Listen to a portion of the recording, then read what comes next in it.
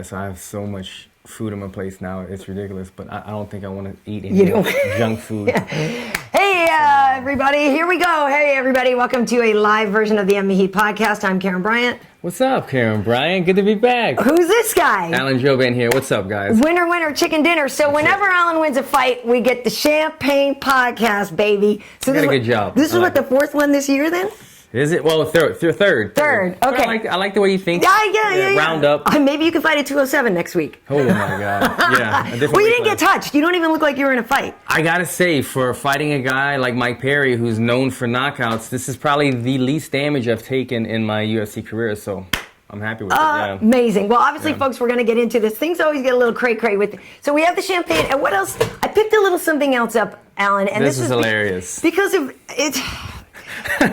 Arrogant bastard. Okay, and so read into it what you will. Alan won a fight against Mike Perry. I like it. Arrogant bastard ale. This is who makes this again? Stone. It's actually really good. Yeah, I went and we did, me and my brother one time. It's kind of by San Diego, right? Yeah. We did a little tour at the brewery. Good stuff, man. They make some good, strong beer. So I know, Wade likes the arrogant bastard. So we thought we had our bases covered. So we'll get this going. I will say this. Tops? Yeah, we're popping tops. What is it? If you guys are watching live, pop a top as well. Yeah, there you go. It's Friday. It's only Tuesday. It's Tuesday. Check out 2 of those in 1 week. I know. It's funny because I watch these reality shows with my wife all the time.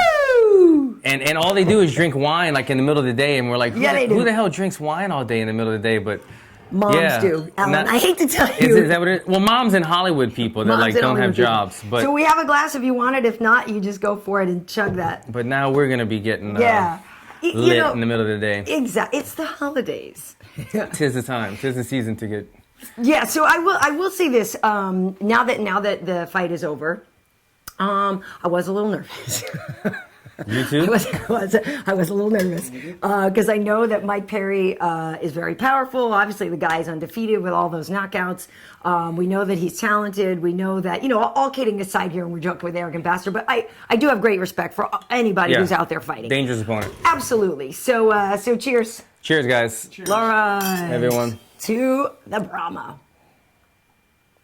Nice, but it's good stuff. Good stuff. By the way, Ralph's is having a sale on champagne right now, so I got 2 just in case we needed to go along with the champagne podcast. So I actually really respect that fight game of his, and the fact that you were in there. I mean, it was almost a pick'em, but the fact that you were a slight underdog in there. Yeah. Which I don't know how you felt about that. Little teed off, or just more motivated, Again, something motivated me a bit. And do you think it's only because of his knockout ratio more? Because it's not that you have more wins. Yeah, I saw that. I was literally in the hotel lobby. We were down there having a small bite before the buses picked us up and brought us to the venue. And we're sitting there at the bar or whatever in the lobby at the hotel and watching the Fox Sports 1 broadcast. Yep. And they're going over my fight, and they're showing the Vegas odds, and they showed that I was the underdog. Excuse me, got the bubbly. It was coming like up. a plus 105 to a minus 115. Or something. It wasn't that. It wasn't huge, but in my mind, I'm thinking the same thing. It's like this guy's 9-0, 9 knockouts, but he's only got 2 UFC fights. Yeah. I've been in the UFC for 2 or 3 years now, and I'm more proven than him. So rather than get angry, I was just kind of like, all right, let's just prove these guys wrong.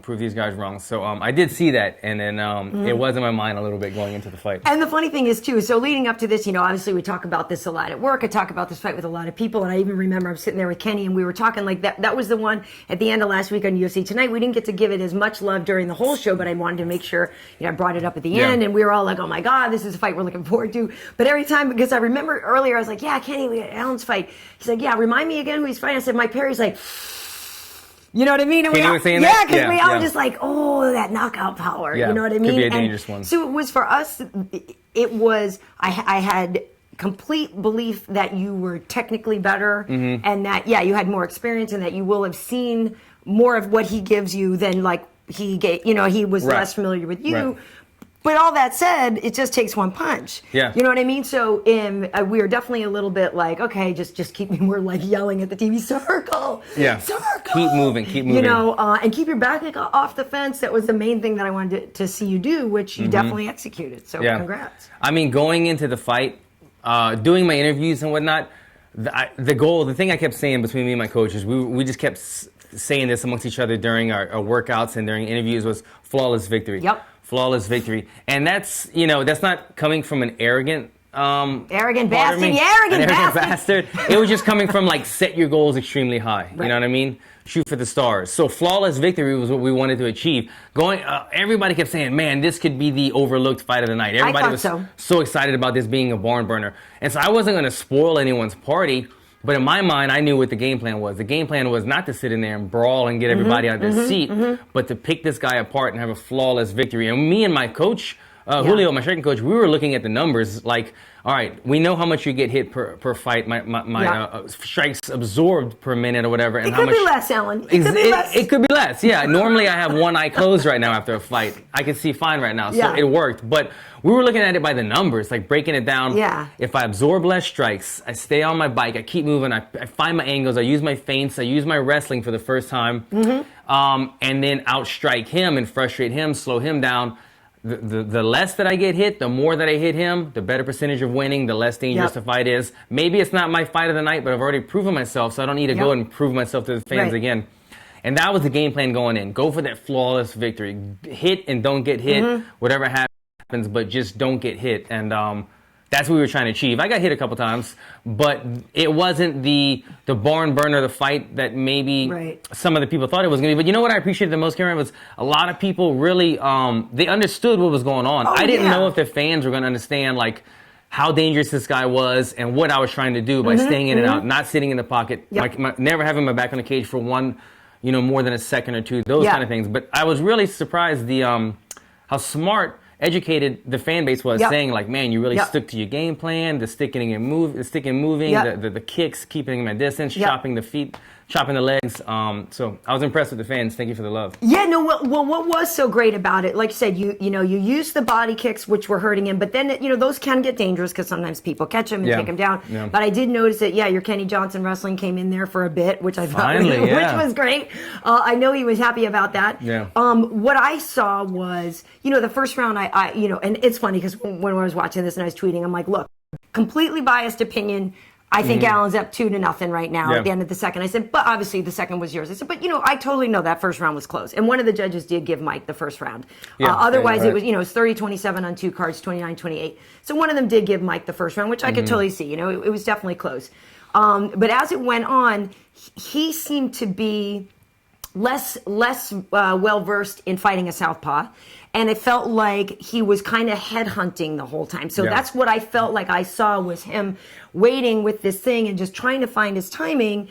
And you were not giving him those opportunities. And that's the whole point. Yeah, if you engaged and you guys just went in there for a firefight, you're going to give him a chance to counter with that massive right. So why would you go there? Don't even give him an opening. Don't even give him the openings, which I could totally see. And it was so smart. But I definitely felt like he's just got this weapon, like what Hendo does. He's got this thing and he's looking for that chance to land it. And I don't know if he, we talk about people getting emotional in fights. I don't know if he got too emotional about how badly he wanted to beat you. I don't know, that it started to look like, he just was headhunting. Yeah. And he isn't as experienced as you, so maybe he doesn't have as well a good of a game plan yet. I don't know how to adapt during a fight either. Yeah. Because what he has totally been working for him. Right. So he hasn't learned yet. And he did give you props after, I will say, in the post-fight notes that we get. He said, it's a great lesson, for me. And he recognized that he needed to,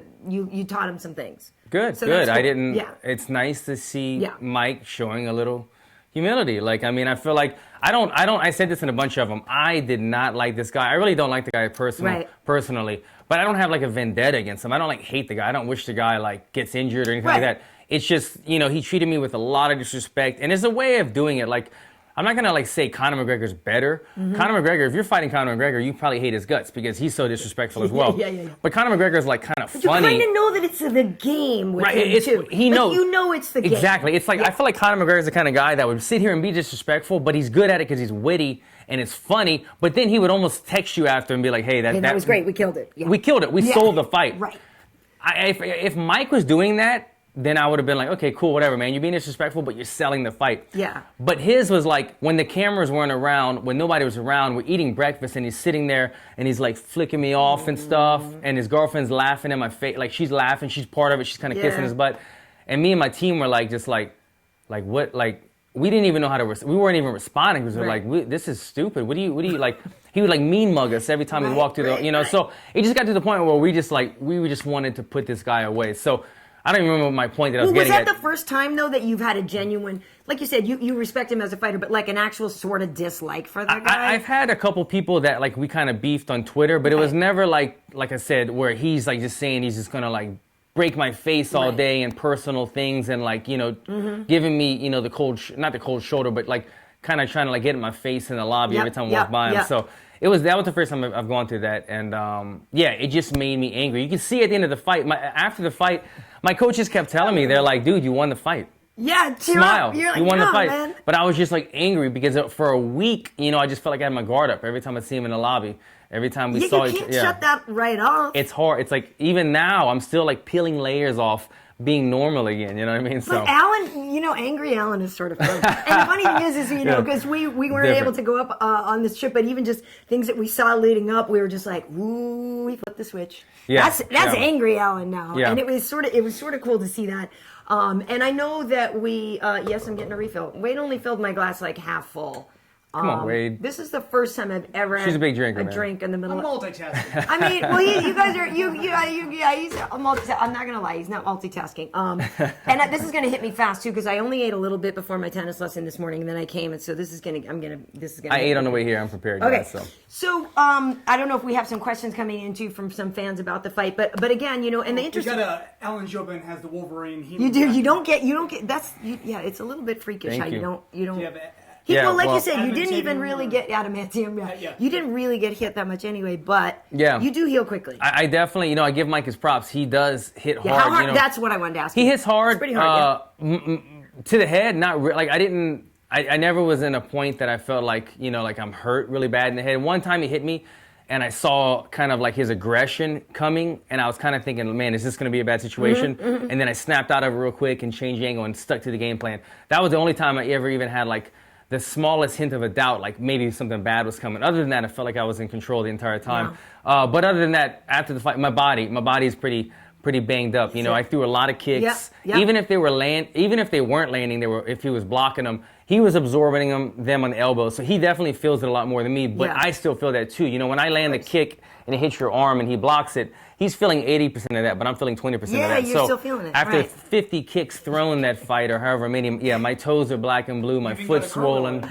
Yeah, you did. You got the cartwheel kick in. Got a cartwheel at the end. Yeah. That was great. Got a little confident at the end and went for it. Well, there was a couple of points where I guess he tagged you a little bit. You kind of waved him off a little. Oh, yeah, you remember and we that? always say that when somebody waves you off, no. That means, okay, you got me. So what was happening? For me, those were kicks that he was landing, and we knew that Mike, he's like a momentum fighter. You know what I mean? If he throws a big power punch, he's the kind of guy that even if you block it, the force of it kind of knocks you back. And so the judges are like, oh, we don't know if that got through or not. So it looks in favor of Mike. It looks good for him. Right. And then he reacts over that. He runs forward, he charges, you know. And so we knew he was that type of guy.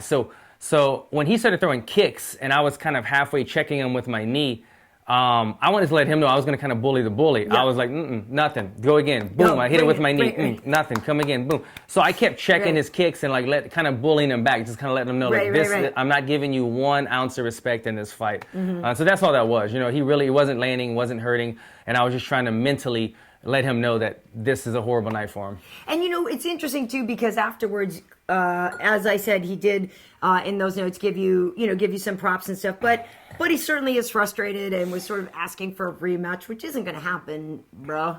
Like it's not the right thing. I know, the rankings. I can't even. It's so funny because I read this on the show all the time. The rankings should come out today. That they changed. They come out Tuesdays. today. Yes, because I'm used to UFC tonight, Wednesday, but they actually come out before. The rankings change on Tuesdays, and Tuesdays is when the UFC actually has their matchmaking meetings too. Okay. Just so you know. So they're already out. They changed since last week. They should. Yeah, right. They should have changed. I assume I'm not in them.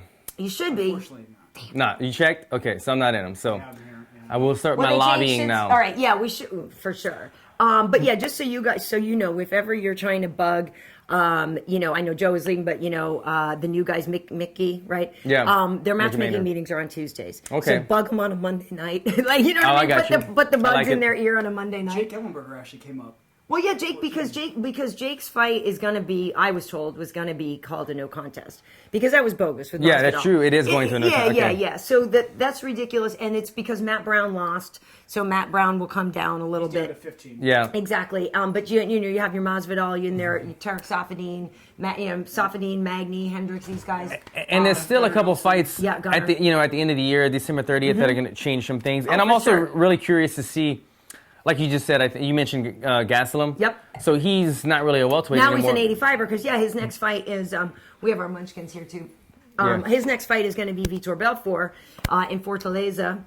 So Calvin, you know, But is he still in the welterweights? What he said before was, if you give me, you know, contender fights at 170, I'll drop to 70. Otherwise, let me call some people out at 185, and they gave him Vitor. So he's, to be honest, I think he should stay at 85. I mean, he's little for an 85er, but he's fast as an But he's got the 85. speed advantage. And he's Exactly. built like a fire hydrant. He's a so little it's not- fire yeah. hydrant. So, you know, obviously we know that that Cowboy and, you know, Jorge are going to fight in January, but Magny and Hendricks are shaking out. Mm-hmm. So maybe that's somebody that you could get, you know, after that or whatever. I definitely feel like there's people here that, and we talked about this before with Cote, who I know is also not top 15, but he's got one fight left. You know, you guys, he loves to get in there and throw down too. Like, that could be a fun fight. He's going to be ready in a few, you know, he had surgery, so that's one that... Comments coming in saying Allen definitely deserves top 15. For sure. Allen didn't get respect. He deserves to be in the top 15. You know what I love Give too him love. was like Thank you were you, man. saying, Thank you, guys. like it was funny because when we did the podcast last week and we kind of previewed the fight and everything, a lot of people did say that they were like, "Please do us a favor and shut that dude up." Like, it's interesting because Mike definitely has his fan base. He does. But He does. like you were saying about how you felt like people appreciated your intelligent game. Like Yeah. it was sort of cool to see people come out and say, "Hey, I saw what you did. Yeah, you fought really, really smart, and that was like a real good thing to do." I know? appreciated that they appreciated it. I didn't, you know, the general MMA fan just wants to see somebody get knocked out. They want some bloody and- faces. Right, and I feel like that's why Mike has his fan base because, you know, he beats on his chest, That's he who he screams is. in people's faces and he knocks people out. So, like, it's not saying that you don't have to be, you have to be uneducated to be Mike's fan. I'm not saying that at all. No. But in general, if you just turn on the TV and you see a guy beating his chest, knocking people out, you're like, oh, this guy's cool. So I think that's where he got his initial fan base from. So, again, nothing against Mike. I'm just saying I appreciated that a lot of people appreciated the kind of like technical work that I was trying to do in there, mixing it up, staying out of danger, keeping the footwork, keeping the high, you know, the high percentage shots of mine firing and not being in his danger. But going into the what's next for me thing, me and my managers are kind of toying with it. I mentioned in some of my post-fight press conferences, I would like to main event a card now. Yeah. I feel like having the rankings behind me, being a ranked opponent or fighter now would help me main event. You know, usually you see ranked fighters, so that's one of the major reasons I wanted it, so I could do more stuff. Yep. But you know, what's his name? I'm gonna mess up. I'm thinking Dong Hong Choi. The Korean Stun Gun or the Korean Zombie Stun Gun. or Stun Gun. Stun Gun. Okay. My weight class. Yeah. He's number 9. Yeah. He's number 9. He could be an interesting matchup. He's number 9. I don't know if he has any fights yet. Me and him. I'm looking either for a guy like that within the top 10, top 15. Be a good fight. And I'm also looking for one and or the other co-main or main eventing my own card as well. So that's kind of what we're going to be playing with when we do talk to Joe Silva or who is it? Mickey. Yeah, because Sean's a later guys. Well, and that's the thing, you know, we have so many FS1 fight nights. There's no reason you couldn't be main eventing, you know, an FS1 Absolutely. fight night and stuff. You know, and I think it's great. I love that you got to be on UFC tonight before this fight. You know, you got the job done and everything, and it's great. Like you were telling, and I don't, you know, you sort of talked about this last week. I don't know if people know this, and I don't do it, and I see that you do it, and I see your success with it. But you really do articulate your goals for every year. You're like very deliberate about what you want to achieve, and that's really cool because I do feel like, you know, you're manifesting the things that you've wanted, and you can tell that you put your work in. And I know, you know, we were talking about your little man there and how you didn't want to lose the fight, and you know how you do need to, you know, role model for your little man and stuff. But I really think that's great that you are so deliberate and focused on your career, because I don't think everybody is like that. So No, I know actually, I'm not even like that. I'm like, oh, I got big dreams and stuff, but you like actually write them down and actually pull it off. I actually write it down, and it's something that like I started. I want to finish this bottle, Alan, and I have a belief that I can do that. I believe in my I think you're gonna manifest that goal. I have a feeling totally manifest it's gonna happen all day long. I started writing them down a couple years ago and seeing the success. And it's just like it's like a to-do list for me. And I know who I am. If I wake up in the morning and I don't know what to do, I get only about 20% of it done. But if I wake up in the morning and I grab a to-do list and I say I got to get this done, I get almost all of it done. And so you take that same example and use it towards life and your goals, and it helps you get stuff done. And you were talking about Cage. Yeah, man, I almost got emotional talking to Megan Levy after the fight, because that was literally something that happened. Cage, my son, watched the weigh-in. He saw when we got done, I kind of acted like I was push-kicking Mike because he made some comments towards me, and he was like, Dad, why'd you do that? Why'd you do that? And like I told him, I was like, man, he's a bully. Because I always tell my son about, don't be a bully and stand up for people. And so I used that example with my son to explain it. I was like, Dad, that guy was trying to bully Daddy, and Daddy doesn't tolerate bullies, and I want to teach him a lesson tomorrow night. I'm going to show you. Right. So that was going through my head the whole time. And right before we went out there, I was already at a level 9 of intensity. Yeah, totally. And Julio, my coach, goes, hey, last thing, bro, show Cage that you don't tolerate bullies. You a level had this like tense emotional thing going on where I just wanted to like show my son what I said I was going to do. But that's what was so great about it. It really was great. And I know, we obviously, don't know what's next for you, but like, since you didn't, there was a little bit of confusion about your suspension, but you would be able to fight again in the spring or so, right? Yeah, I could fight again whenever I want. I'm going to go get a couple things checked out, just because, after the fight, you always have bumps and bruises, and it takes a couple of days to really let the adrenaline get out and really kind of see what's happening with your body. So I'll check that out. But other than that, man, I feel healthy. Just want to check a few things. How's your hand? Because couple things from the fans. Okay, it held up good. Yeah, because I got to be honest. I was a little nervous because it's your first fight after hand surgery. Yeah, no, my right hand, the hand that didn't have surgery, is really swollen. I can't bend it too. My hand has like a booty on it, if you can see. I've got like a butt. It was really swollen. But yeah, my left hand after surgery, after what was that, 4 months ago or something? 5 months ago. It was July. Yeah. My hand held up great. And I remember I told the guy that wrapped it. I forgot the guy's name. I wish I could give him some love. But this guy wrapped my hand to perfection. And I told him, I said, look, man, I just broke my hand. This is my moneymaker.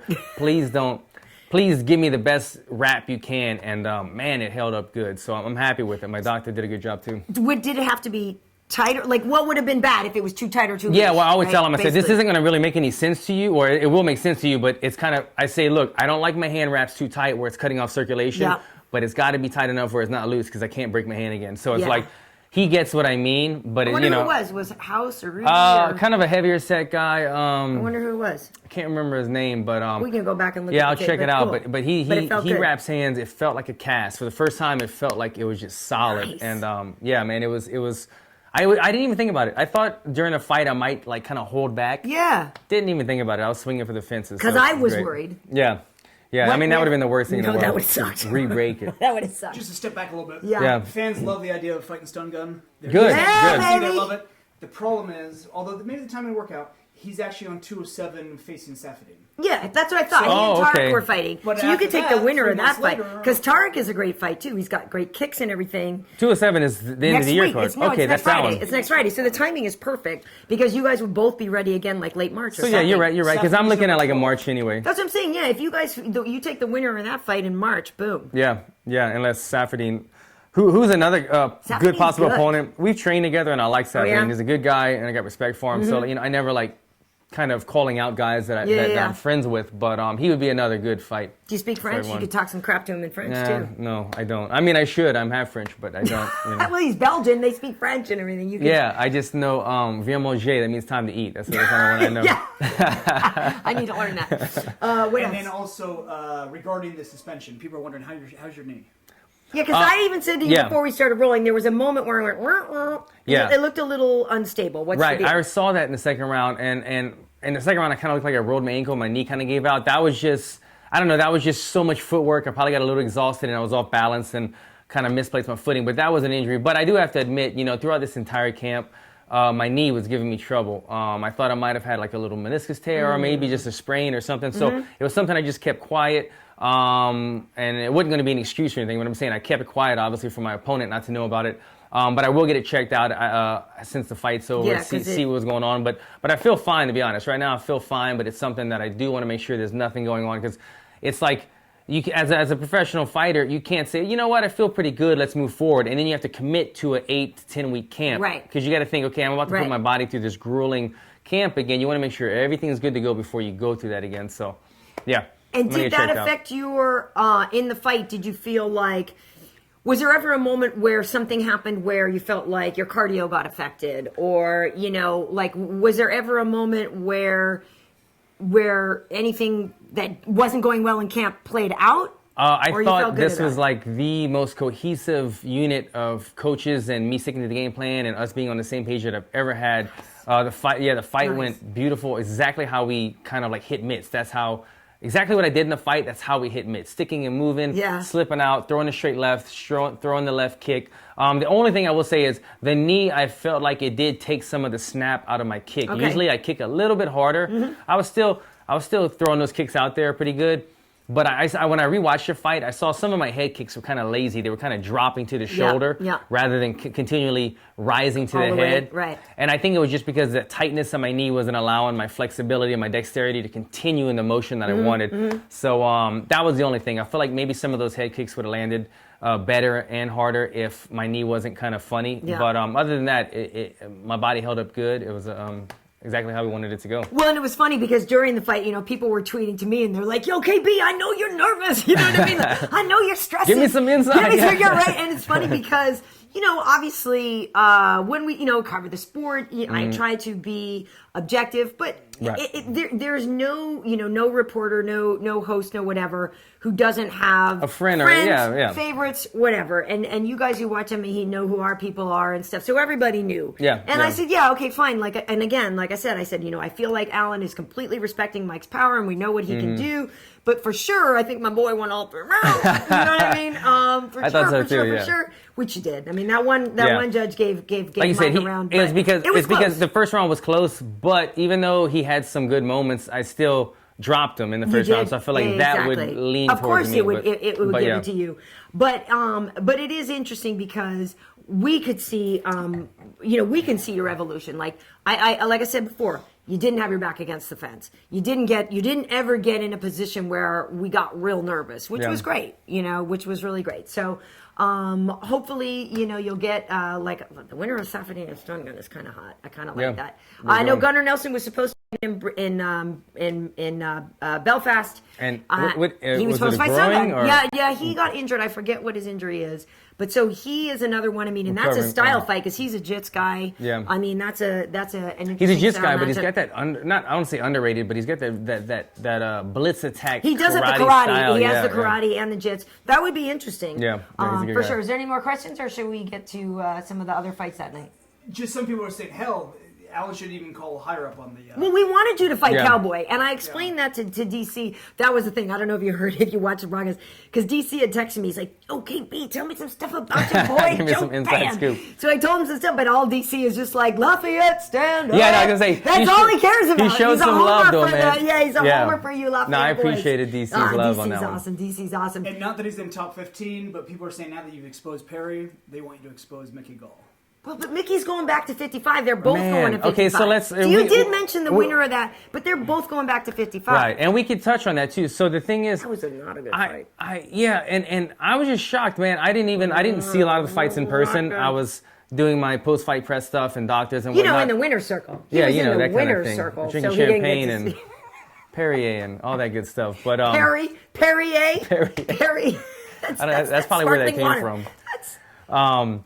But anyway, so I talked to Mickey Gall in the lobby at the hotel after. Seems like a nice enough kid. Good guy, good guy. As much as I hated his first F-bomb. Right, he had a funny interview. The funny thing about it was, though, after my fight, I got nothing against Mickey Gall. Like you said, he's a good guy. Seems like a good But kid. they asked me, you know, who's next, and I said anybody in the top 15, and then I said, or anybody who's a big name, because obviously it showed on this one that I was the opening bout. Uriah Faber, who's the veteran of all veterans in the sport, was after me. And then Mickey Gall and Sage Northcutt with a total of maybe 10 fights total combined was the co-main event. And so I'm like, well, obviously, if your promotional guys or whoever you think is a bigger name is getting it. You don't really have to be a ranked fighter or a number one contender fight to get the main or co-main. So what I was alluding to is I said, I want a top 15 guy, I want a main event, or if it's a big name, I'll take the winner of Sage, Northcutt, and Mickey Gall. Yeah. So I got nothing against them, but if that's going to get me a main event, I'd gladly fight one of them. If it helps me, I don't want to like fight down in a way.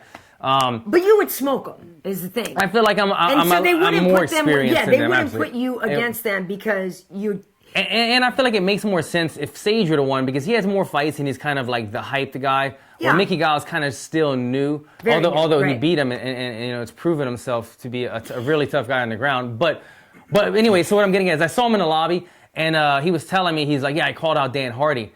And I was like, what? Where did that come from? Because I was like, well, Dan's been off for like 2 years with that like tiger heart syndrome thing. Yeah, lion heart. And this and that. And I was like, well, that came from nowhere. And he goes, what about you? Who'd you call out? And in my head, I'm thinking, shit, I kind of called you out, man, but I'm not going to tell you that right now because I feel bad. I was like, nah, anybody in the top 15, but good luck, bro. And I walked away and me and my coach were laughing. They were like, does he know that you kind of called him out? I was like, I didn't really call him out. I just said I would fight somebody like that if they were a bigger name. But yeah, it was kind of a funny moment. And I don't know if he heard that or not because he was like, what about you? Who'd you call out? Who'd you call out? But yeah, I found it funny that he called out Dan Hardy though. Like, it came out of the blue to me. It did. And Dan, and to be told, you know, because people ask me about that and I've worked with Dan and I love Dan Hardy.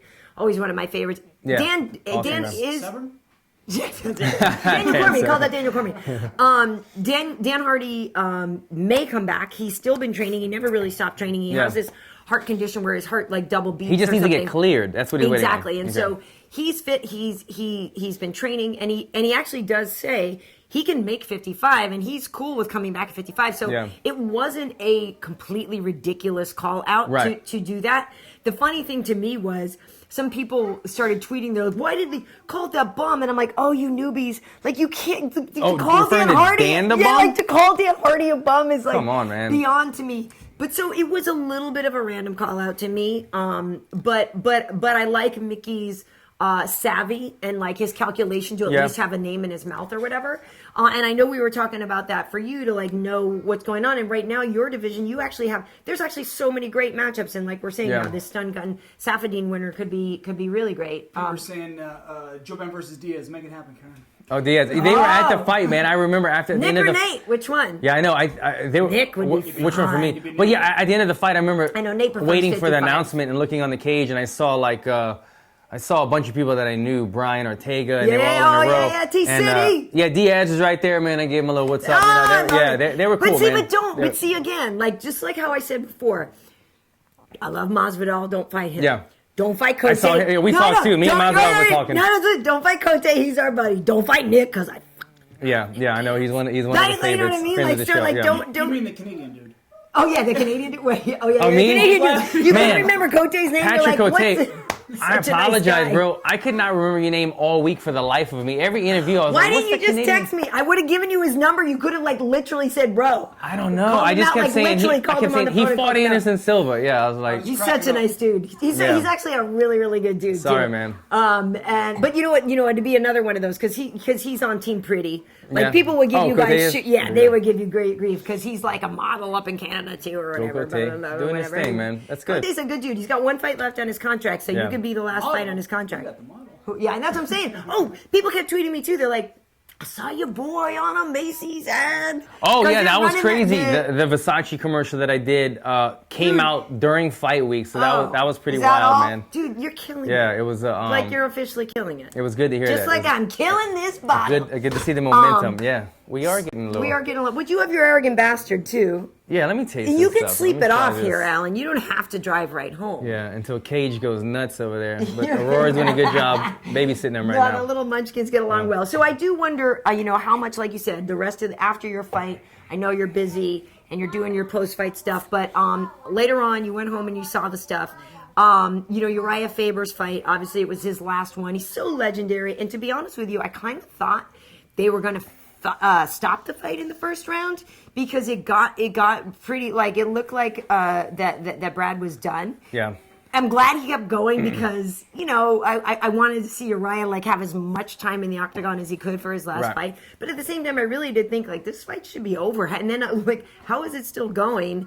But so Uriah is one of those guys who, though he never became a UFC champion, has done so much for the sport, and is one of those names that we'll always look to as a person, a pioneer, and somebody who's just done nothing but good things, and who really, to me, also, I love that he is not, we talk about the inked up guys and the face punches and the blood. Like, Uriah is such a different kind of person. He's the little Cali boy, flip-flop hippie, drinking coconut water. And I love what he's done and what he represents and how he represents such a very, life-affirming side of the sport. Do you know what I mean? No, I agree, man. I've always thought that about him, man. When he first came on the scene, I remember just watching him. He was the man at the 55 division back in the day, and he was doing his thing. And he's brought so many people into the sport. He's exposed so many fighters to the sport and opened up the gym. And he's a businessman, too. He's savvy. I remember on the show, on The Ultimate Fighter, Conor McGregor was clowning him how he couldn't afford a pair of shoes, and Uriah was like, you'd be surprised. He's not making Conor McGregor money per fight, but he does all right. He's business savvy. He's got his clothing line. He's got his management company. He's got his gym. I think he owns the entire neighborhood that he lives in. I think so, too. Because his dad's a contractor. He hires his dad. They flip houses, and then they rent the houses to fighters and stuff. So he has a gang of houses, and they're all rented out. So he's doing well. Obviously, I saw the fight earnings just came out yesterday. The man made I think $300,000 plus or minus. And that's just the what do you call it? What's shown from the fight purse. Exactly. Yeah, you never know what other ones are there. What's funny though, man? I thought, I don't know if I'm not going to argue the fact that he should have gotten a bonus, but in your last UFC fight, he was pretty dominant. I thought maybe they were going to give him. They would have given some of their other stars a bonus if it was that last fight. But what I'm getting at is there was something you did not know, and I hope I'm not starting things up. In vino veritas. Yeah, I hope I'm not. Here we go. Yeah, getting the cat out of the bag on this one. But the UFC was kind of upset with Uriah going into the fight because Uriah was fighting in his hometown, so he was staying at home. He wasn't at the fight hotel, and he was kind of doing his own thing. Think about it. You're staying in your hometown, so you're sleeping in your own bed, doing all those things, and it's your last fight. So if it's your last day on the job, you're not going to show up 5 minutes early, probably. You're not going to iron your shirt. You know what I'm saying? Right. I think he was being a little bit less as professional, unavailable as he normally is. And I remember, the bus went. Uriah didn't stay in the hotel. He stayed at home. And they wanted him at the arena at a certain time. He didn't want to show up, so they said, we're going to send a car to pick you up at your house. He wasn't ready and this and that. And they were like, Uriah's not at the arena. We're freaking out. He was supposed to be here half an hour ago. And they were all freaking out and stuff. And little things like that I kept hearing. Throughout the event. So I was kind of thinking, man, I hope they're not punishing Uriah, not giving him a bonus or whatever. Although the other people were deserving. But I'm just saying, I thought, riding into the sunset, give him a little 50 G's extra. Be a nice little way to put a bow on top of it. But, he was comfortable at home. I agree with that, but I feel like even though they fired Chuck Liddell and Matt Hughes, I feel like Uriah's a dude who could have a job, a career with the UFC. Yeah.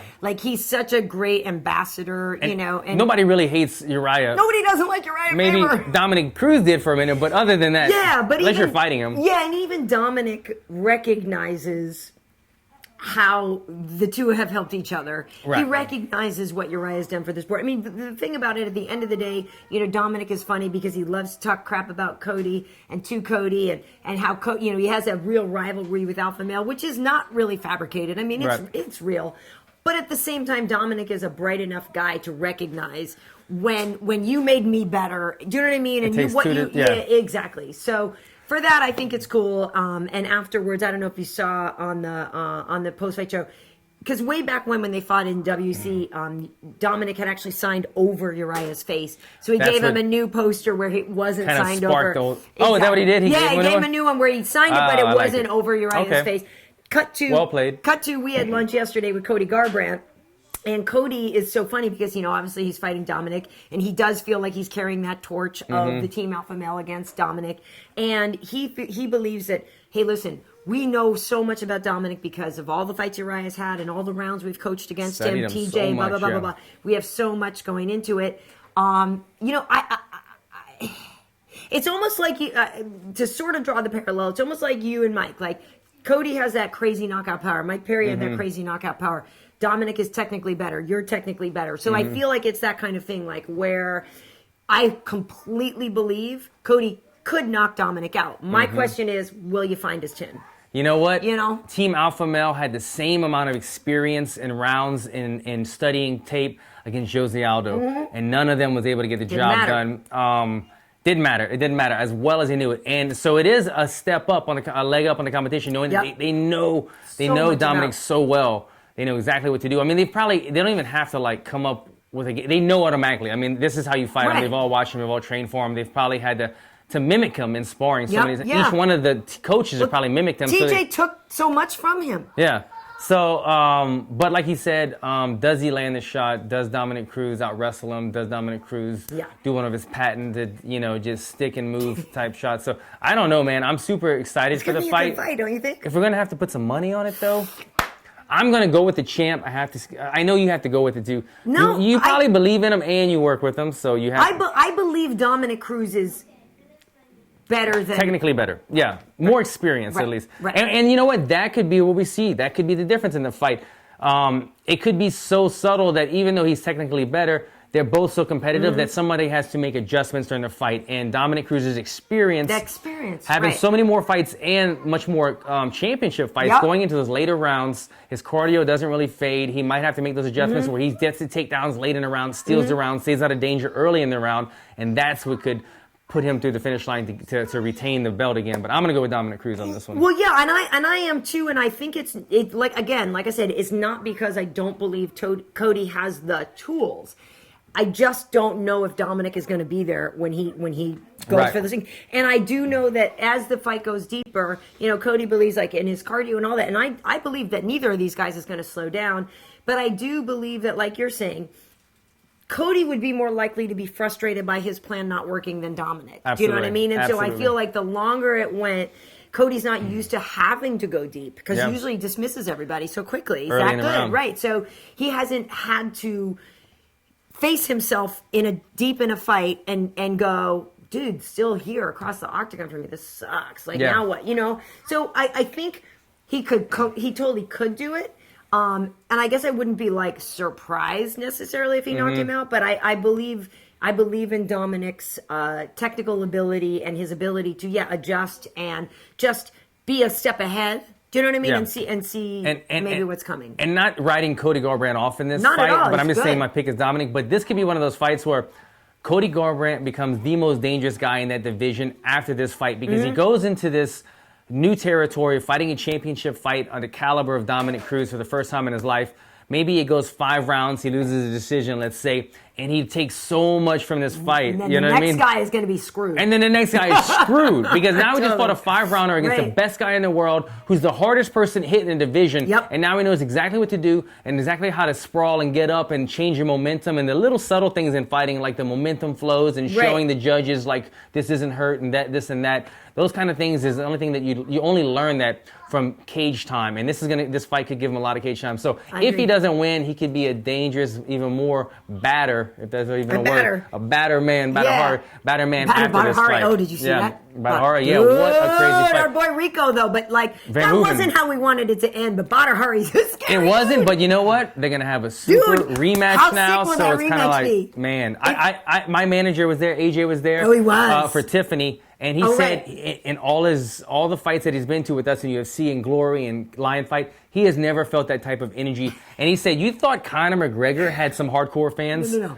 Badr fans are like stone cold killers. They were fighting each other in the crowd. They're that hardcore. Like they were fighting each other on who's the more diehard fan. That's how diehard they are. Yeah, if you guys haven't seen it, you have to look up on Glory because they have it on Fight Pass. And it's funny that you say that because I interviewed Rico beforehand, and the night that he was fighting Badr, I was at work. We were doing the tough finale or whatever. So I couldn't actually watch it then. So after we watched your fight the other night, we were at our friend Sam's house. So we dialed up the Badr fight, right? Yeah. And like I said, we literally, he told us about it, and he told us about the crowd and all this stuff, and we were like, okay. But then when we saw When you watch it. the death stare, I mean, Badr is no joke. That dude is frightening. They almost collapsed the ring. His fans went on the ring, and they had to push everybody back for 10 minutes. When they walked in, right? So then there's literally 10 minutes of Rico and Badr with the ice cold 20 stare. feet of... 20 feet of... And Badr was like, I was like, that dude... Stone cold killer. Credit like to literally Rico. and figuratively, but Rico, it's one thing to like fight when there's an intimidating, imposing person in front of you, but then when you've got the room of people that just want to see you die, totally, and they're rushing. You're kind of in fear for your safety, but Rico didn't even sweat it. He stayed there, kept with the stare down, stayed focused in the fight. He was losing the first round, I believe, until Badr got hurt, but still, he was in the fight, man. I can't wait to see another rematch. I know, the rematch. Yeah, so Badr broke his arm, or whatever Rico did to it, Badr's arm was broken in the second round, so it didn't get to continue. But it's so funny because my whole thing was, I wish I had Superman extra. I wanted to see his heartbeat. Yeah. Like, I wanted to see Rico's heartbeat because for him it was like this bucket list fight. Like I said, we talked to him about it beforehand, and he knows what a big deal it is. And Badr Hari is like the big deal. And I wish I could have seen the actual heartbeat because he looked stone cold, but it was probably together because I was bugging out watching. I love that you saw that too. That's awesome. No, it was crazy, man. I could feel the energy. Yeah. Okay, so. Let's see. For the co-main event, so Sage Northcutt and Mickey Gall. Cub Swanson, who, before his fight with Do Ho Choi, I've always been a huge Cub Swanson fan anyway, so to me, he can do no wrong. Cub tweets, why is there an amateur fight in the co-main event on Fox? Snap. I didn't know he just said that. Okay. Yeah. Is he wrong? Well, Those guys aren't ready. Bless his heart, Sage is the nicest guy, and when you're backstage or whatever, wherever you talk to him, yes, ma'am, super polite guy, man. Like he's incredibly endearing, and I think that's actually genuine. And I really like this kid. I haven't met Mickey, but again, same thing. Like I feel like Mickey's got a lot of promise and stuff. Both good guys. And I know I didn't like how many F-bombs he dropped after beating CM Punk, but I think Mickey's a good kid, and he's got a future, or whatever. That fight was not good. Yeah. It wasn't good. The thing about both of them, and look, they're tough guys. They could fight most guys in the UFC and be very competitive. And you see, and win. They both are winning fights in the UFC. But they still have these holes in their game. Big time. And that's what some people see, because exposed. They get exposed in some areas. Yeah. When they're offensively in the right place, when they're attacking offensively, they could compete with anybody in rear naked choke or head kick anybody. They're very good offensively. But there's just those little transition periods where they haven't been in that position yet, or haven't quite got to the level they need to be in those certain transition periods. And I think that's, I agree that, I don't think they're co-main event guys. I was a little upset that they were not necessarily even in front of me. I wish I was ahead of them, but like Uriah Faber, like how are you going to be in Faber, in front of Faber? I thought that was kind of odd. But they're kind of like the hot item right now, and so that's what they were pushing. But they're both going to get better under fire. They're in the UFC right away early in their career, and they're going to get better. But after some of these performances, I think it'd be better to let them grow. Don't push them into the spotlight as fast. Yeah, but Mickey Gall, he doesn't want that. He loves the spotlight. Yeah. And he knows from the beginning. He said, look, I got in UFC because I had an opportunity, and I saw Dana White, and I called out CM Punk. Right. From there, I called out Sage Northcutt. He's a smart kid. He's intelligent. And so what did he do? Just like you said, he had a name in his head. Yep. He said, why would I just not say something now and maybe get thrown back to the prelims when I could call out another big name and keep this star going? So he's trying to do the right thing. If you're Mickey Gall, you're doing the same thing as him. Just some of the most fans probably just want to see more of the veteran fighters get that limelight, but he's doing what he needs to do to be successful. Is there something you need to say? No. I know. On that Wade note. needs a refill. Yeah, there's probably more. We always have a bunch of stone beer in our drawer. He's in a bunch. No, people were just asking what you think of. Sage makes some pretty sick money. He does. Yes. Totally made 60 and 60. Good topic. And people were just wondering, not having the experience. What do you think of that? But my point is this, and I will address this, and then I'd love to hear your opinion. Because I feel like it's the same thing for Sage and Paige, and I know Cub said they were amateurs, and obviously I think they're better than Amis, and like you said, Sage when Sage is flowing and he's in his element, there are things that he can do well, but he is really green. Clearly needs wrestling. Clearly needs jiu-jitsu. And for Michelle Waterson being Paige Van Zandt, Michelle is so much more technically able. She has so much more experience than Paige. She's shocked. She blew See, I knew. I wasn't shocked at all. I totally thought that was going to happen. She's awesome, by the way. We hung out. So cool. She's a wonderful girl. Yeah, super cool. She didn't surprise me at all because this is a woman who has fought for much longer. She fights at Jackson Wink. She is in there. Holly Holm was training. She's. I didn't know her grappling was that good. Her throws and everything. And the funny thing is too, Michelle was an atomweight fighter. She was a 105er. Yeah. And she just, I knew, so much more technically able. And that's not to say, because, you know, again, Paige has a ton of heart, and we saw what she did to Beck Rawlings, and that was really great. But for Sage and Paige, like you just said a minute ago, with other veteran fighters being frustrated, they really were. I know a lot of people were thinking, okay, why are these guys, you know, and ladies on Fox on a main event? They're not ready, like they're not technically able. But guess what? We're in the entertainment business, and I know this because of what I do. You know, I've done this a really long time. I've lost jobs to people that I'm like, but they suck. Like they're not nearly, and I'm not trying to be conceited, but like I'm like. They literally, you were better, they're nowhere near as good as I am at what they're being asked to do. But for the moment, or because of the way they looked, or for whatever, they got the opportunity. I did. Nobody put a gun to my head and said, "Do this for a living." Same with you guys. Like you can't be surprised that they're going to sell those faces that might get a casual person to come and click and watch the show. Like it sucks, and maybe they got exposed, and maybe you're at home laughing that Paige and Sage both lost. But at the end of the day, it's a good thing for everybody fighting, I think, because if they brought more eyeballs and more eyeballs showed up for Paige but saw you win, good for you. I always have to remind myself of that. Yeah, I looked at the somebody mentioned the money that Sage made. And yeah, at first when I saw it, I was like, man, he made $60,000. But he puts butts in the seat. Just to show up. But then I have to remind myself, but don't get mad. Why would I get, it's not his fault. I would take the money. It's not his fault. And exactly, you would take it too. And you said it. It's bringing eyes, it's bringing exposure, it's blowing up the sport. So, yeah, you know, you just have to look at it from both sides of it. You can't just be biased on one opinion. No. But yeah, it is frustrating in some senses, but I never take it personally. But life's not fair, Alan. Life's not fair. Now, meanwhile, cheers to that. Meanwhile, Michelle, who's headlining, she supposedly only got 15 to 15. Because it's only her second UFC fight. Right. And that's, at first I didn't know how good Michelle was going to be because she's been off for like 2 years. Right, and honestly, her 2 fights in UFC, I hadn't even seen them. I haven't really seen them, so I didn't know how good she was going to be coming in. She was super cool. She's half Thai. Yep. My wife is Thai. She has a half Thai kid, so we kind of bonded on that. Thought it was super cool, and man, she went out there and killed it. And I thought it was funny too. I just had to rewatch the fight last night.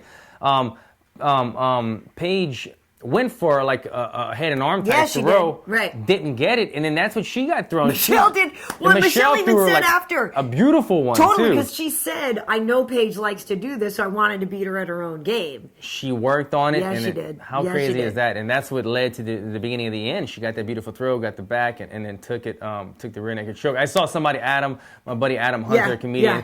He was like, following the UFC on Fox 22 card, Dana White has banned rear naked chokes from the UFC after both his favorites. Got rear naked chokes. The last time, because I'm pretty sure the last time Sage and Paige fought, it was when Paige lost to Rose and Sage lost to, I forget who, but he tapped it. I think they both, whenever they fight together, I think they both lose. Bryant, Barberena. So they shouldn't. They they were on the same card? Wow, interesting. So... But again, Paige is a real nice girl. Yeah. And she, you know, we've said like she has so much heart and she just needs some more technical ability. To be honest, I didn't think she looked as fit as she's looked for other fights. Whatever. I mean, you know, that's just a visual thing or whatever. I will say this though. You know, if you look at Angela Hill, who's super cool, she's the Invicta champ right now. She was supposed to get called up to fight Jessica Andrade next week. Because of this weird USADA thing, it sucks because she was in the UFC before. So if you're a returning UFC fighter, you have to have a 4-month USADA commitment. Right. If she had just been out, never been in the UFC and got called up on short notice, she could have just shown up and fought. So she is not actually going to get to fight Jessica Andrade next week, which sucks because Angela's a super... This is what was waived for Brock Lesnar, and that's why he got busted, but it wasn't waived for Angela Hill. Right, and she's a super cool girl, and what sucks is, you know, after she was on The Ultimate Fighter, she was thrown to the wolves, and she wasn't ready for those fights. You know what I mean? The people she lost to, she wasn't ready. So she goes to Invicta, she's a champion there now, and there is a little bit of, I will say, I can see why fighters are frustrated. Paige, Sage... They lose these fights. They get put in these primetime spots, and people are like, oh, they just need more time. They're just not ready. And they're given a little bit more leeway and opportunity than other fighters who just get thrown to the wolves and get frustrated. So I can see how other fighters are not happy with Sage and Paige. But again, like we're saying, at the end of the day, you got more eyeballs on your fight because of their names. So good for you. It's a double-edged sword with it. Yeah, it really is. But I get it, man. When I saw the payouts and he makes more money than me losing than I do winning, and I've got more fights than him and wins and everything. Yeah. There's always a little bit of frustration, but I just try to, if it's not in your control, you can't stress out over it, but you're right, if it's bringing more attention. Luckily, I got the opportunity to fight on the 4-fight main card on Big Fox. Ellen Kelly Ripa makes a buttload of money, and I can do her job in my sleep. Well, who's her co-host now? Is it Strahan or? No, Strahan was like, nah. I'm Is not that an old? NFL football player. No, Strahan bailed. Is he out of there? No, he's an actor. Mark Consuelos. I'm not an actor. Whatever, Kelly Ripa. I know you're not seeing this, and it's not a personal thing, but again, it's like I feel like what I do. Aaron Bryant called out Kelly Ripa. Okay, we're gonna have a boxing session and then a tennis session. She's so little, it wouldn't even be a fair fight. She's a 95er. Yeah, but she's like the paperweight, and I'm not gonna say what I am. Oh man, you see this I'm champagne? A strawweight, that's my story. She's talking trash. Sticking to it. We might have to do champagne podcast every week. But get the champagne podcast should be every week. If we could just get a champagne sponsor, then you know. Yeah. But no, but guess what? It happens, and everybody's like I said, life isn't fair. There's always going to be somebody less able, getting paid more, because of whatever reason. Right, it's part of it. And it's just how it goes. But like we said, yesterday we had lunch with Cody Garbrandt. Yeah. And so obviously UFC 207 is coming up next week. There are some great fights on that. I'm curious what your take is on Ronda versus Amanda, because while we were at our friend's house the other night, he actually works, he used to work alongside Ronda's former manager. And he just thought it was interesting that after Ronda lost to Holly and had been out of the spotlight for a long time, people really started to sort of pile on to her. Ronda was never good. Ronda was this. Right. Be honest, she was good. She just, you know what I mean? Maybe she got exposed on the stand-up, but like there was a lot of piling on how she's not good. And now the title has changed hands. Amanda, we know, has great stand-up, she's very well-rounded. But because of the promos that are coming out, one of which I'm in, which was actually kind of came out pretty cool, if I'm honest. Are you in one of them? Oh, yeah. You doing a little report or something? Yeah, nice, it actually came out pretty really cool, to be honest. Nice. I like Ronda. But nothing changed. She didn't change as a fighter. He just thought it was funny that people all of a sudden now are like, yeah, Ronda could totally beat Amanda. Amanda's very good. I don't know how you feel about that Well, people kind of seem to love to kick people when they're down and then have a comeback story sometimes. Right. And then the UFC is the one obviously promoting Ronda. They would love to see her come back. And if you ask me, who do I think is going to win? My opinion hasn't changed since the very beginning. Ronda Rousey was dismantling the entire division, and everybody was like, the division's so weak. There's no good girls. That's the only reason. She made everybody look so bad. She was taking people out in the first round within a couple of seconds. Ronda goes away, and all of a sudden the title keeps changing hands, and the division's all of a sudden so competitive. So what does that lead you to observe, to see? Ronda was just that good, that dominant. Yes, she got exposed against Holly Holm. Right. But it's because it was just a bad matchup. And maybe it would happen if they fought again, or maybe it wouldn't happen. But it was just a bad matchup. Ronda Rousey wasn't technically that high level of a striker, but she's so aggressive and powerful and athletic that she was getting the job done. But now she's going against somebody who's got like 50-plus boxing and Muay Thai fights, who can make those small little adjustments. And is a jiu-jitsu black belt. Holly? Amanda. Oh, Amanda. No, yeah. Sorry, you're talking about. But I was alluding to. Oh, yeah, no, the fight boxing was amazing. The reason she lost to Holly is because she's got all these boxing and kickboxing credentials, and she was able to expose Ronda. But it doesn't mean Ronda's horrible. I know we keep seeing those funny ass memes or whatever, where Ronda's like shadow boxing and people are like making these funny faces. Yeah. She does some funny stuff when she shadow boxes, but she still knocks people out. Okay, she still knocked out. H.E.A.T. Yeah, she still knocked her out. She still knocks out lots and spars with professional boxers and stuff. So, long story short, Ronda is still probably one of the most baddest women alive at the division. And she could, I have her retaining the belt. So but yeah, do you can't you count her out. think, though, here's my question to you, because I believe that obviously Ronda's best path to victory is going to be what she used to do: get close, get her hands on her, and go for the arm. But like I said, Amanda is a jiu-jitsu black belt. Amanda has great striking. Amanda is not afraid, and I think that's where she has the edge. I think, and maybe since she's coming off a defeat.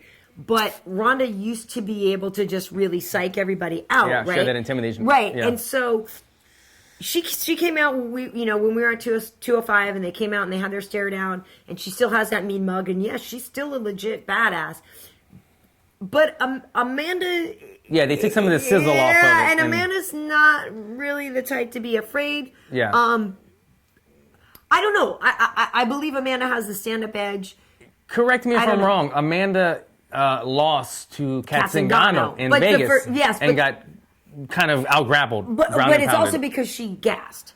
Okay. So initially, Amanda was doing quite well. And then she wasn't, or whatever. Does she somewhat have a... She used to have a little bit of a gas tank issue, but maybe I think that's maybe... Rounder. Right, I know. I think that's maybe been fixed. Okay. But...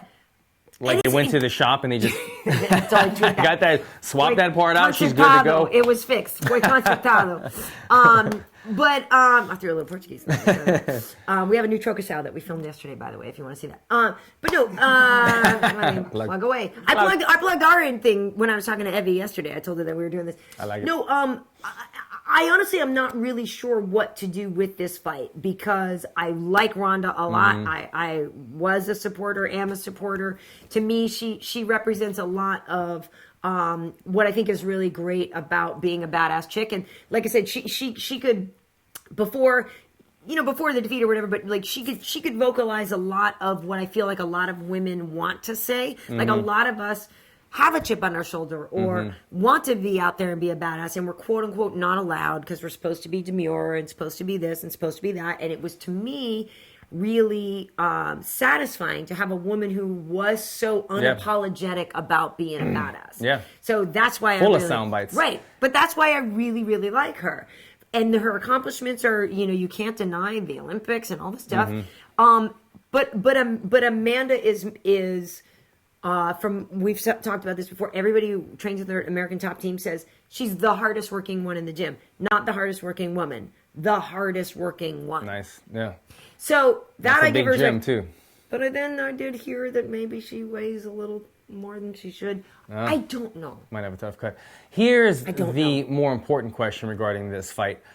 Is that Ronda Rousey's house in that promo? No. No, I don't think it is. I don't think so either. I don't think it is. I think she lives in Venice, but they did this whole promo in the Hollywood Hills. Everybody keeps asking me, damn, you see Ronda Rousey's new house? I was like, I don't think that's her house, man. She lives in Venice. She's kind of like a beach bum type, sandals, flip-flops, play with the dog type of girl. Why would she move to some like uber modern house in the hills? Well, and I don't think, and my whole thing with that too is like, I picture her house having more stuff. Like this was a very sort of clean, like you said, glass modern or whatever. Walls and uber modern. But the promo we shot, it's so funny because the guys came to the set. It's me and Tyron and Kenny, and they came. We were working a few weeks ago, and they're like, "Hey, we gotta do this Ronda promo." And so we do this thing, and we're talking, and a lot of that. There was a couple of parts that I read that were scripted, but most of it was just us organically talking about her.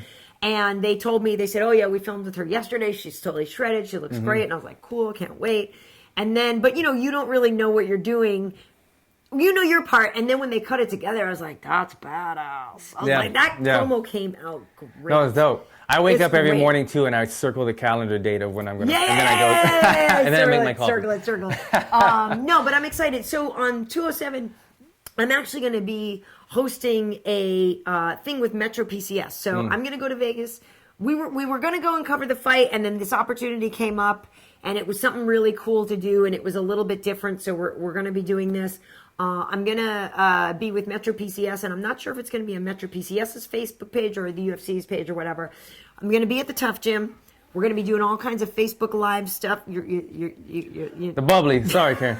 Okay. Bubbly's getting to me. I'll be doing all kinds of Facebook Live stuff during the fights and everything. So, like, if you're watching the pay-per-view, you're going to want to have, and I'll get more info on this, have your laptop open, your phone or whatever, because we're going to have a bunch of, like a few of the champs, like Tyron and Demetrius and DC are supposed to come by, but Forrest Griffin's supposed to come by, Paige is supposed to come by, Uriah Hall, like, there's a lot of people that were on the list, and it's so funny, because for me, they were like, oh, some of these people are coming, I'm like, gee, wow, I got to talk to Daniel Cormier, that's going to be such a struggle, Tyron Woodley, oh, I don't know the dude, So I plan to have a really good time, and that'll be fun. That'll be good. I don't know if you're going to be going out to Vegas or anything. I'm not, but tell the Metro PCS people that I'm ready for my commercial. Dude. I'm ready. I'll do my commercial with them anytime. We could start the They campaign. could sponsor the champagne punch. We should, yeah, that too. We should work something Hi, out. Moet and Chandon. We kill. Oh, it's not dead. Yeah. I thought it was dead. We need some You Cristal. guys, wait. You need a little touch up. I'm good. Cristal might be. Cristal. Is that like 10 years ago? No, I don't know. I just feel like we should be in a old rap school? song if we're drinking Cristal. Is that like Jay-Z days? It is. It's kinda older, right? It is. We got a pocket full of ladies. They got a pocket full of fellas. That's why Kate get Kanye. We got a nice. user, Spider-Man, wondering if Alan would fight CM Punk if he thought it would boost Not his fair, ratings. though. Not fair. You would smoke him as much Yeah, as I like- like. But solely to boost his ratings. Right. I mean, but CM Punk is such a nice dude. the but business he's not side of ready, me would say but yes, he's not but- ready for you. That wouldn't Right. even be fair. He's Yeah. such a good dude. yeah, and I like him. I mean, if they were like, He's such a good dude. if they were like, make this fight happen, main event it, let's do it. But like, I mean, I want to see CM Punk go and get a little more experience in his belt, work his way up. Yeah. But yeah, I mean, I would fight anybody, You man. fight anybody For the But right, he's- if it's the right money or matchup or whatever. Yeah. For sure. No, he's a great guy. He's You know a what the great number guy. one question is? I go fight week, we do periscopes in different countries and whatnot. Right. The number one What is question it? that is asked, and this is for What me, is but I it? guarantee you, it's over everybody. Would you fight Conor McGregor? That is the number one question asked to any fighter, I promise you. Yeah. Because when I get 1,000 questions, 900 of those is would you fight? And like, I'm a Conor McGregor fan. He's awesome. But why? Like, it's not like he's like super scary. It's, you got to put up all the damn trash talk, but it's not like he's a scary guy. Like, he's not like Mike Tyson when we were 5 years old. Like, remember that was the question. Would you fight Mike Tyson for $1 million? No. Hell no.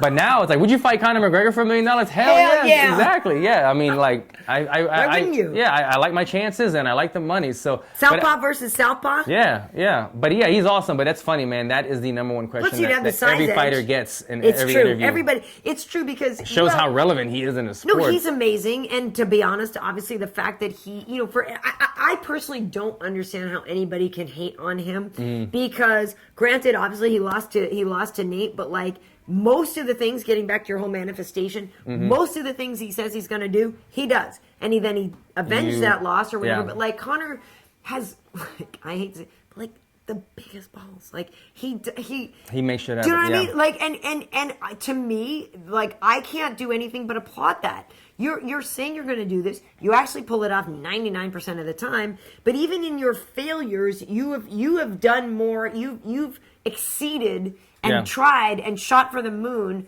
more than most people who are chicken shit. Yeah. Actually do. The reason Like, most fighters I think don't he's great. talk I shit think or he's say great. stuff They're afraid is they're because going to back it up. exactly we're scared that if we say I'm gonna knock you into the next month and then we get knocked out, then we have to deal with it. Yep. Then we look like an ass. And so fighters don't talk crap. But Conor shoots for the moon and he says the most outlandish things and he does it. Yep. And that's what makes him great, I man. think he's awesome. That's amazing. But I will kick Kelly Ripa's ass. Like, that's on not that. even, like, I don't even, like, I'm not even, yeah. like, I'm not even, like, anytime, any place. You already got a fan base asking, replace her.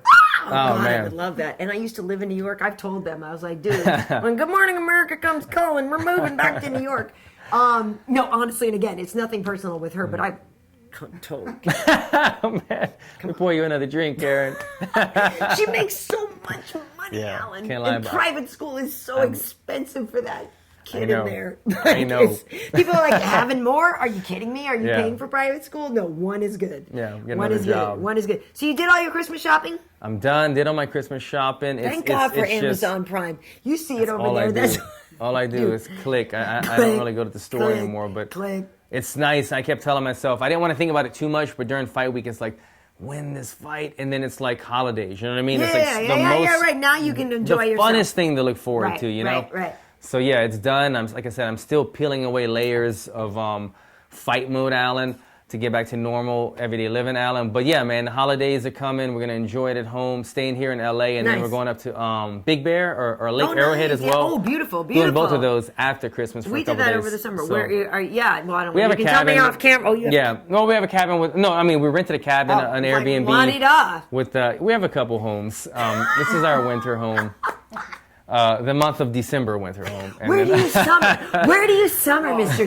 How Jouban? baller was it when Dominick said, "Look, Oh, I Dad, bought all my houses. Yeah, I bought houses off of team wins up. over your Yeah, team. I saw that. That was dope. Dominick is no joke. baller"? Yeah, man. Dominick is such a badass. I didn't see the entire It's crazy. interview with him, but Dominick probably won, I assume. Dominick, but did Cody hold his own for the most part? Okay. It wasn't like awkward, right? No. Cody did great, and it's funny because when we saw Cody at lunch yesterday, and I was saying this to him because it is difficult when you're on those satellite links. There's a delay, right? And so like you could be talking smack to me, and then I'm like 1,000, 2,000. I sort of hear it, and then I respond, but you might actually still be talking. Like it's very difficult to manage that situation well and come off well. That being said, Dominick is pretty much going to win almost every verbal sparring situation, but I thought Cody did well. Yeah. From what I saw, I took the same thing from it. Like it's hard to beat Dom, but Cody held his own. But Dominick lives for that. Like that's who Dominick is, a crotchety old man. Cody's I know I don't know exactly how, but he's a crotchety old man who wants to just argue because he loves to. He's the guy that wants to just like poke you. Does this bother you, Alan? Does this bother you, Alan? Does this bother you, Alan? Any conversation? Does this bother you, Alan? Yes, exactly. That's Dominick Cruz. Bless his heart. I love that guy. Yeah. Alan, Dean D's wondering, did you get your floors finished? Did I get my what? Floor. Yeah, last time you were here, you were going to get Man, your it's funny. I got my floors finished 2 days. I was doing a show with Michael Bisping. Like 3 weeks ago, I was doing a show with Michael Bisping.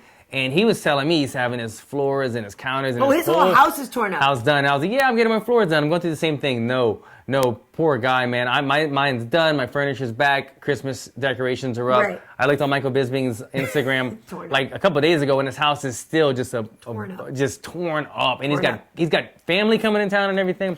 So I feel bad for him, but mine's done, man. Thanks for asking. Yeah, I got the new floors in. Hopefully the value of the house just went up, and we're looking good. Well, now it's also the home of a future champion. That's it. I don't need squeaky floors if I'm going to be. Write that down. Write champion on your list. That's the next goal. Like I said, I just need to see that ranking so I could start. Check that one off the list. You know what I'm saying? Man. But Karyn, you're being warned. Kelly Ripa knows Tybo. Oh man, yeah. Tybo. She will out cardio you then. Yeah. She's like 100 pounds. But who? Okay. I get side control. Drop a couple elbows. End of the story. Who could talk the longest before passing out? You think you can out-talk? She might out-talk you. Yeah, she might out-talk you. She can talk. Yeah. But see, I think I have a pretty good straight right. Pretty good straight right. I played soccer for years, and I did taekwondo, so I think my roundhouse is pretty solid. Oh, man. But honestly, I'm going to crucifix that girl. Man, how did this come about? She's small. She's little. Small. I would just like Hulk smash her. She's tiny. She's tiny. Yeah, she's petite. Yeah, and now I'm all like I'm 5'12", which is 6 feet for those of you who don't know. Another one about Dominick. What about Dom? Kylo Trump is asking. Trump. What happens? Trump or if, trunk? Cody Junk in the trunk is asking. A cousin. What happens if Cody hits Dom with the same right hand Faber did in round 1? If Cody hits Dom, hits Dominick with the same hand Faber did in round 1. Yeah, well, I mean, if he lands, he's gonna hurt him. Cody's very powerful. But you know what? I want to say, I'm curious how Dom's chin is because I feel like he has a decent chin. But he never gets hit because you don't know. He never gets hit, and you know. I don't know if naturally he has a good chin, but also if you never get hit, then you're not really chipping away at it over the years. Right. Where the more you get knocked out, the more what's the word I'm looking for? The more you have a greater propensity to get knocked out if you've taken more hits. I wasn't gonna say it like that, but that's what I meant. My dad paid for Brown University, so I gotta use those big. You get what we're saying. The more you get knocked out, it's true. It happens more often. If we're talking about a video game, yes, your strength meter of your chin goes down the more you get. And so he never really gets hit, never gets knocked out, so his chin should be nice and stable. Exactly, and I don't know how much sparring they do at Alliance, but I know Dominick, if nothing else, he's the definition of an intelligent fighter. Yeah. You know, and so I think for Dominick, for him, you know, we all know it's about the footwork and it's about those angles. It's about literally not being there when Cody swings. Part of what he does for a living it helps him as well. Being an analyst, being able to study. You said he's intelligent, but being an analyst. I had a great conversation with Bryant Stan before my fight. He called me up. It makes you a better fighter. It makes you a better. It's just like how they say teaching makes you better because you're learning it, you're teaching it, you're learning it twice. Being an analyst, Brian Stan was asking me about my fight, and I was breaking down what I want to do in my fight against Mike Perry, and he was like, "Man, you're really good at like analyzing stuff." And I was telling him, I have practice on this podcast and these things, and he was saying, "Man, he's got so much experience being an analyst, Brian Stan. If he'd have been doing that years ago when he was competing, he felt like he would have been such a better fighter because he would have understood the sport so much better. And I feel like that's part of the advantage that I have now, being able to do this. Plus, I teach class and break down fights all the time. It makes me look at it from not only what would I do, how would I try to beat me, how would I try to beat my opponent, but if I was analyzing it, if I was analyzing myself and another opponent, I would look at it from then and say, what would I do in this fight? Yep. And that has helped me in my last couple of fights try to have the better game plan. So I think what I'm getting at is it's going to help Dominick Cruz in this fight because he's so good at breaking down fights. And it's funny that you he's say over-analytical. He's over-analytical, and I didn't actually want to say that yesterday because, like I said, I really like Cody. He's a good dude. And he was kind of joking. He's like, oh, yeah, but Dominick's, just been behind the desk. And that's exactly what I was thinking in my head. I was like, it actually kind of makes you better. Study. But I didn't want to get into it or whatever. But, Dominick already, even if he wasn't working for Fox, would be like that. But the better example of that is Michael Bisping. Because people have said, Michael, the guy he used to be, but when you look at Michael's wins over Anderson Silva, over Hendo, where he had to dig deep, and this and that, Michael, people are saying, is a great example of a fighter who got better because of his job behind the desk. Yep. Because maybe beforehand, Michael was a guy that just went in there and slugged it out or whatever, and he started to take in a greater picture visual of the game. And for absolute, I can't understand how we couldn't help you. Yeah. Which, by the way, though, I know you came in for UFC tonight. We need to get you in to audition for just straight up being with me on it, dude. How great would that be if you? I'm like, and next to me is T. Wood, and next to him is Alan Jouban. Like, dude, That'd how be fun. dope. We got to make that happen. Write it down. I wrote it down. Write it down because Right, Paige? My son over here laughing. he's so cute. Yeah, You're really good that'd at be great. making things happen, so write it down because I want to go to work and look down to my left and have you and Michael or you and T. Wood or you and Ken Flo or something. Yeah, no, it'd be dope. That's one of my goals. So yeah. So I'm awesome. at the Karyn Bryant School of Podcasting right now in college. I'm just saying, a lot of people that I work with go on to do great things. So I always give you credit. I always say, you know what, Karyn Bryant kind of makes people look good. She gives them the easy, she gives the good lead up, and boom, we just do what we know best. And then, I could observe and study a little bit, I'm not saying I study your tape. No, but honestly, it's funny that you say that, and thank you. But literally, that is, if people wanted to get sort of insight, I'm not a fighter, but my insight is, when I look at my job, I think of it as, I'm going to be here tomorrow, and because I'm the comfortable one, so my job is to make the people that are with me look good. Right. So, the better you work together, the better exactly. The comes better off. we are together, and the more comfortable I make you, and the more I can help you shine. Everybody looks we good. all look good. It's good, exactly. And so it's always been that way, and even just on different jobs. And I joke about it. I'm like, all these people that I work with, I literally used to host a show on FX with Jeff Probst. He wanted to do Survivor. I worked with this guy George on Movies for Guys Who Like Movies. He's the announcer guy on Price is Right. You work with me, I became a Versace model. You're a Versace model. See the trend and a here, future guys? champion. I worked with this guy Tyler on Junkyard Wars after George. Tyler does all the Bachelor shows up in Canada. Nice. I worked with whatever. So I'm kind of what did we call it? The golden? No, what is it? I'm the enabler. I'm the enabler to great. I forget. Meanwhile, You're the golden ticket. no, but we joke at work because we have that promo where they're like, Tyron Woodley, UFC champion and Fox analyst, Michael, or whatever. It's Dominick Cruz, UFC champion. Oh yeah, right, Dominick Cruz, right, DC. And then Michael goes, Michael Bisping champion, and he throws his belt on the desk. And he's like, you get the picture. And every time I see it, I'm like, God damn it, I need to win something so bad. I'm desperate to win something. It's kind of sad. And I know I can go to the trophy store and buy my own thing. Yeah. And I did okay my tennis, but not great. But I need an Emmy, and I need to just show up with my Emmy and be like, yeah, boom, that'd be great, that'd be dope. That would be your UFC championship. Kelly Ripa has guys, Emmys probably. Send her a holiday card.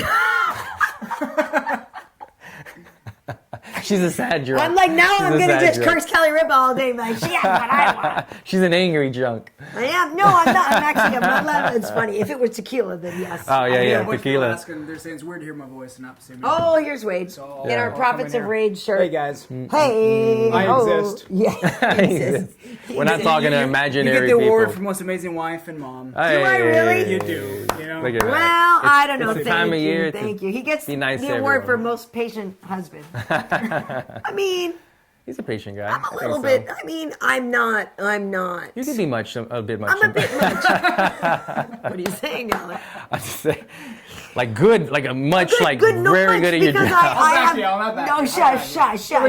Don't even. I have. Osma her finger. It's only because I have high expectations for myself Hey, that I expect everybody else to like come along. I get it. Come along. Come along. It's But good. to be honest with you, Alan, you know what? You have been really great, and it's funny because we've joked about it like the first couple times we did the podcast. Mm-hmm. I don't know if you were like didn't want to say the wrong thing or whatever, but like it's been really fun because I feel like your comfort level has grown, Mm-hmm. and certainly obviously you're like kicking people's butts and like your confidence keeps growing, which it should, because That you're always totally helps. doing great. Yeah. No, but you're doing great. But it's really fun, and like I'm not even kidding. Like I fully expect to look down the desk to the left and see you with me at Fox. It's gonna be great. I'm really looking forward to it.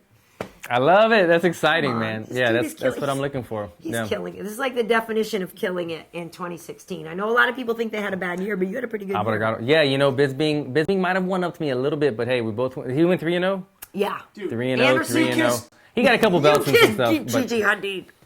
yeah, I told that to DC. That gave me. No, because You're winning. DC That gave me was, some style points. He has a belt, but yeah. DC was asking me, he's like, what else? And I was like, we got to make out with Gigi Hadid. Yeah. And I was like, she's kind of a big I got to deal. make out with Gigi Hadid, and my wife gave me a high five after, so winning. Because Nicole is cool. Because we all actually want to make out with Gigi Hadid, I hate to tell you. I think that's what it was. Wade's like, can you get that for Christmas? He's like, Alan, do you have Gigi's number? She has a sister too, doesn't she? She has a younger sister. Hey I think The now. Weeknd is dating. Is she? Yeah. They were together. They were together for a minute. But Really? younger The little sister? The little sister. She's only like 19. She's a brunette, and she's dating The Weeknd. So But he cut his hair, so I'm okay with it now. That Better. hair was stupid before. he's got better hair now. Yeah. I like him though. He's good. He's good. He's awesome. You could tell he's like Michael Jackson inspired. Like Yeah. I hear Yeah. Michael Jackson. Oh, the so latest much in stuff his is voice. really Yeah. Michael Jackson. So is Yeah. Bruno Mars. Bruno Mars is Oh, like, big time. dude, nice. So, all right, so folks, as we're wrapping it up, is there? You said you got Cage is over there, but like, you got all this shopping done. And Cage, have Got you it been a all good done. boy? Is Santa coming for you? Oh, I've been teaching him rhyming words. So everything he Santa rhymes everything now. but- Aurora, is Santa coming? Yeah. She's like, Psh, Yeah, she's better. like, yeah, I know. She's like, I'm yeah. texting him right now. He's coming. Yeah, she's probably got an iPhone 7 or something. So No, actually, No? she's only 10, No so she has phones an yet. iTouch. Dude, Oh. we're trying. No phones. No Good. phones. She's 10. Okay. I'm not trying to let the world in. Like, we're trying to pump the brakes a little. she looks 13. I'm just She saying. does. She can wear this. Now she boosted my Roots of Fight stuff. I loaned her the other day. She Oh, was yeah? chilly, right? So I gave her, like, here, wear this. This is like my Muhammad Ali Roots of Fight. She's Oh, like, those- yeah, I she's like like, those though. mine. Now she's basically boosted my stuff. It's So- cool looking stuff. I know. It is. Yeah. It is. So, okay. So on social media, where can everybody find you? Yeah, check me out. Nothing's changed, guys. At Alan Jouban on pretty much everything. I'm trying to think what's new. My Instagram account, if you happen to follow me, it became my business account now. Okay. So it's not always, I shouldn't even say that I'm cheating out. But yeah, my team and me still manage it. So yeah, if you ask me questions and I don't always respond anyway, but sometimes my management team or my PR team, whatever, they're doing stuff for me. So if you see some changes and you're like, this isn't Alan, I'm still on it, but I have other people posting as well. But they post a lot of you because you put a lot of stuff out of your training and you put a lot of That's all me. That's all me. Really, really cool. And you have again, Dylan Blue makes a great gift. Yeah, I bought some this Did weekend. you? At Fight Week, I went by all my coaches some Dylan Blue. I got to support the brand. Nice. so, Nice. yeah. That's the Versace cologne. I told you I was at Ulta. I took a picture of it one time, and they had a little thing, but I was like, why did they make this other dude the main guy? Like, that's my boy right I there. know. But yeah, on Instagram, I'm KB Heat. On Facebook and Twitter, we're Karyn Bryant. We have MMA Heat on Twitter and on Facebook. Also, again, like I mentioned, we have Trocasao MMA, which is a podcast I do in Português with my friend Evie from Combachi, and we were talking about you on the one yesterday. Nice. Falamos sobre I like it. você. Obrigado. Ontem. Yes, yeah. So a lot of good stuff. This was podcast 99. Oh, man. I know. So next week, big one. Monday I know is the day right after Christmas, so we'll have to check our schedules. crap. Yeah, so maybe. And I'm leaving for Big Bear on Monday. We're going to Are have to you? figure this out. Oh yeah, we'll have to figure it out. even if 100 gets pushed a little bit or whatever, but we'll make sure that that podcast 100. Yeah, it's gonna be a big one. Check it out, guys. Is a big deal. Yeah. But thank you guys so much. And again, just like a round of applause for our boy Alan. For Thank you guys. Thank you guys. Such a wonderful fight, and you just made us all proud. Thank you, and thank you for the support you guys have been showing, all the love. I love it. I'll try to keep it up. Yeah, for sure. See you next time, folks. Peace, guys.